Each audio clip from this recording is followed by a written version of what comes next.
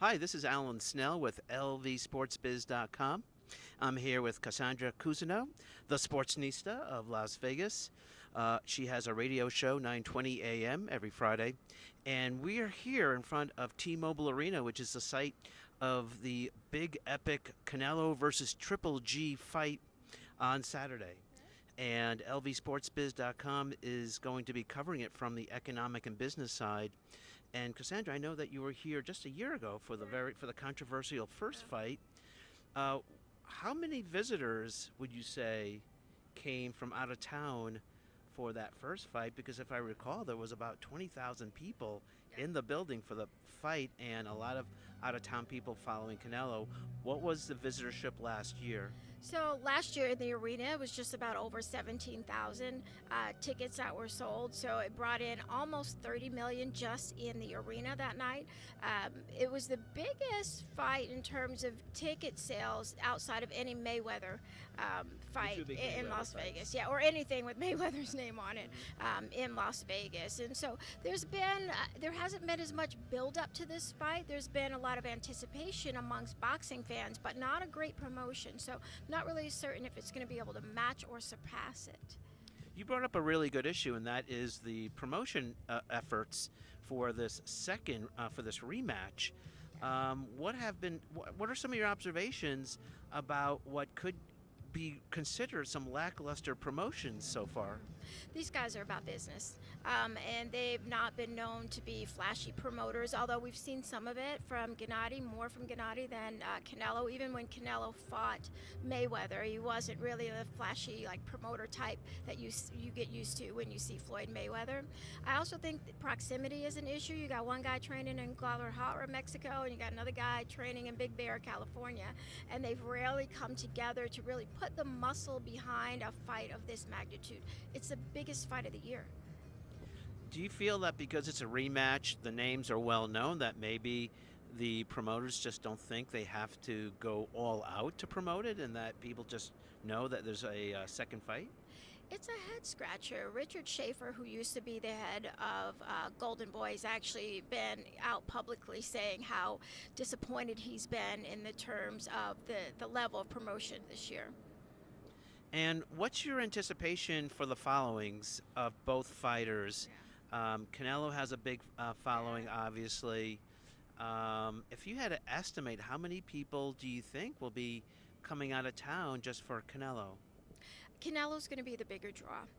His fans travel most often. I mean, Gennady's from Kazakhstan, so they have a lot further to go. Although I think Gennady has just as much cachet in the fight world, just in terms of his record and what he's been doing in the ring. So outside of the casual fight fan, I'm not certain what his draw is going to be. It will be Canelo. You will hear much more of cheering for Canelo Alvarez. However, because of what happened in the first fight, there are so many individuals who came out thinking that Gennady had gotten robbed by Adelaide Stevenson. And listen, she gave the best rounds for Gennady in the fight to Canelo. It was very strange how all of that went down. And so I think there's going to be a bit more of an empathetic kind of following for Gennady Golovkin this time. I refuse to call him Triple G. His mama called him Gennady. I'm calling him Gennady.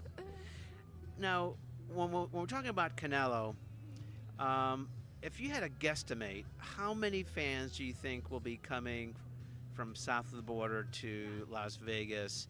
You had mentioned probably 17,000 tickets at least sold. How many of those do you think will be visitors coming following Canelo who are going to be tourists for that weekend?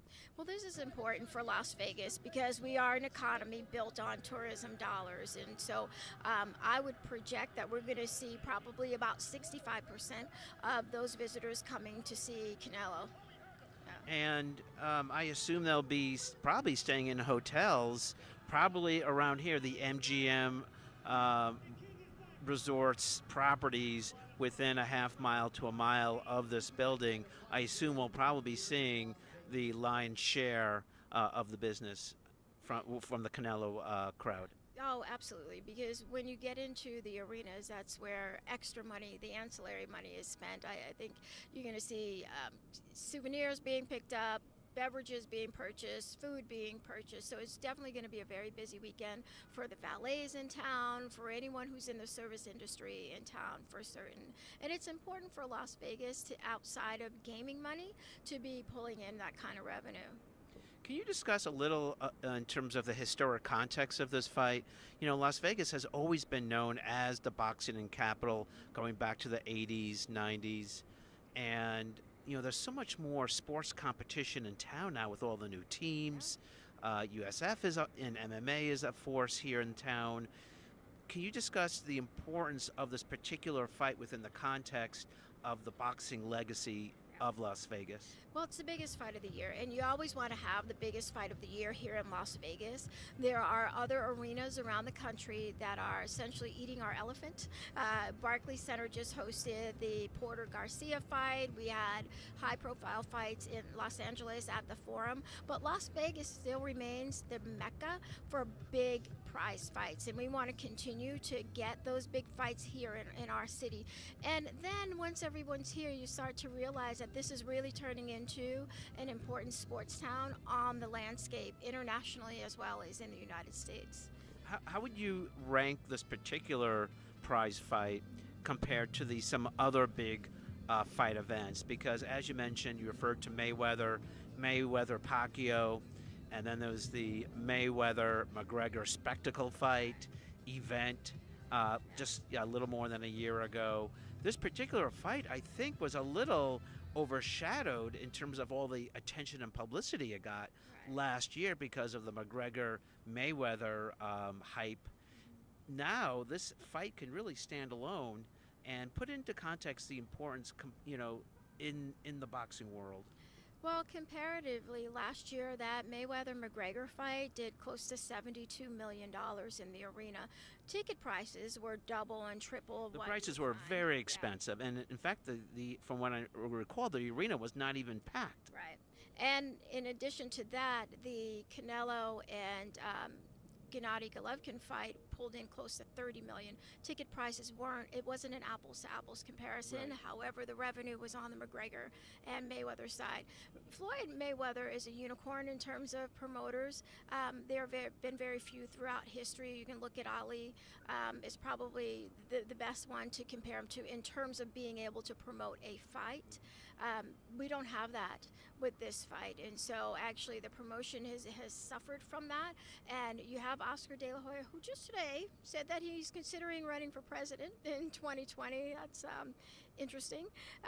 But you would think that Oscar would get out and be the front man for the promotion. But I also don't underscore the fact that Canelo did have the positive clenbuterol test, and perhaps they were shielding him a little bit from the media from answering that question over and over again. Don't know. How do you think pay-per-view will do for this fight? Because pay-per-view was a huge money gusher for the Mayweather-McGregor event, and Pacquiao-Mayweather as well. What's your take on how pay-per-view will do with Canelo versus Triple G? It should definitely be top 5.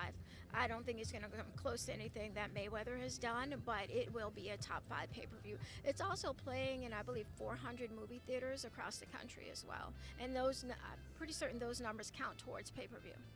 You know, we had mentioned about how the promotion this week or leading up to it has been a little subdued.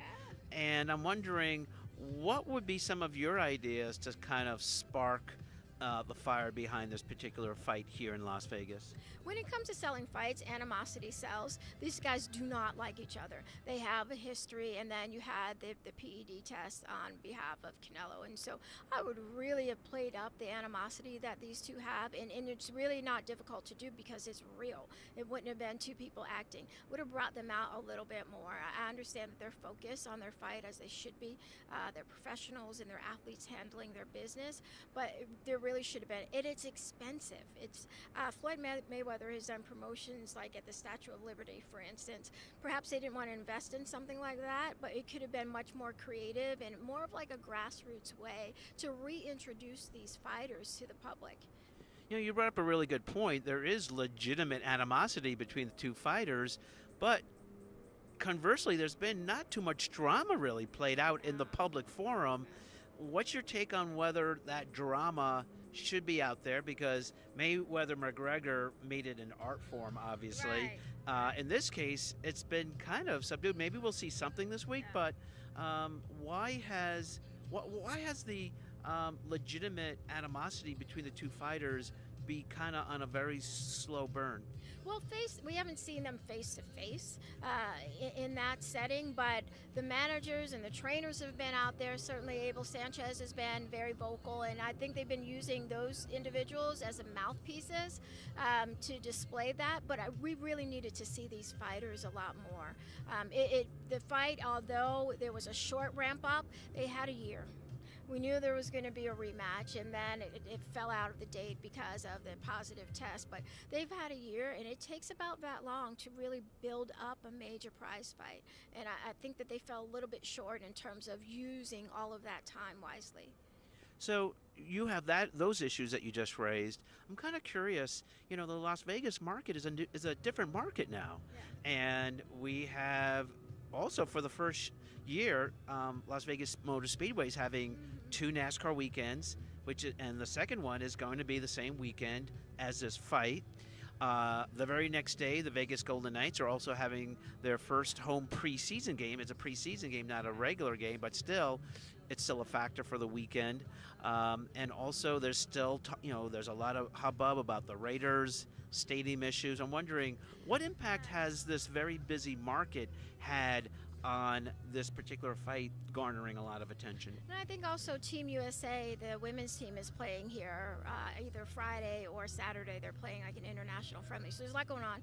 And there could be exhaustion in terms of the consumer purse and how much people are willing to spend that weekend. But I don't think a lot of those audiences cross over. So if it were MMA and boxing, perhaps. These are hardcore combat sport fans, whereas NASCAR may not necessarily be your casual boxing fan or the individuals who are going to come out for a boxing event. So I don't think there's a lot of cross-section, and I think it's all overall a win, a huge win for Las Vegas to have this many sporting activities in the same weekend. So you feel that the demographics behind the tickets are different? Yeah, absolutely. In fact, UNLV is having a football game, a home football game, the same day on Saturday as well. And they went head-to-head with soccer last Saturday. We were actually at the soccer match, about 8,000 strong there, 14,000 at UNLV football. Yes, and maybe the Heat probably lowered the numbers at the UNLV football game. But also UNLV football will be going up against this particular fight. But as you mentioned, different demographics. Different demographics, but outside of the money being spent on an actual ticket, there's still revenue being collected by Las Vegas. And so I'm sure the tourism industry is benefiting. Overall, it's a huge win because people are still going to eat. People still need a place to stay. People are still going to be buying souvenirs. People will still be looking at different shows that are happening here as well. So let's say we used the 17,000 number for tickets sold. What would be your best estimate in terms of the actual out-of-town visitors of the 17,000 people in the building? What would be a guesstimate? The majority is going to be... So like maybe two-thirds? Yeah, probably two-thirds, wouldn't doubt it. And plus there's always casino comps for individuals who are staying with them and playing with them, and those are out-of-town visitors as well. It's going to be primarily a tourism-driven event. And like you said, most of them will be Canelo followers. How many nights do you think they stay in Las Vegas when they come for a Saturday night fight? Yeah, as few as possible. They don't like to break their training too soon, and they want it to be as still as possible and still kind of get here, do the obligatory media. I think there's really just one press conference, and there's the official weigh-in, and these guys will be out of sight for most of that time. And so probably get here Wednesday, probably out on the first thing smoking on Sunday morning. Well, Cassandra, I want to thank you for all your time. We covered a lot of ground about this fight, and it's a fascinating economic impact story, and it's also, to me, it'll be interesting to see how big the gate is on Saturday night. Do you think it will be more than last year or less? I think it'll be more. I think it'll be slightly more, but it won't be less. Well, this is Alan Snell with LVSportsBiz.com. We've done a little preview of the economic impact of the Canelo Triple G fight on Saturday right here at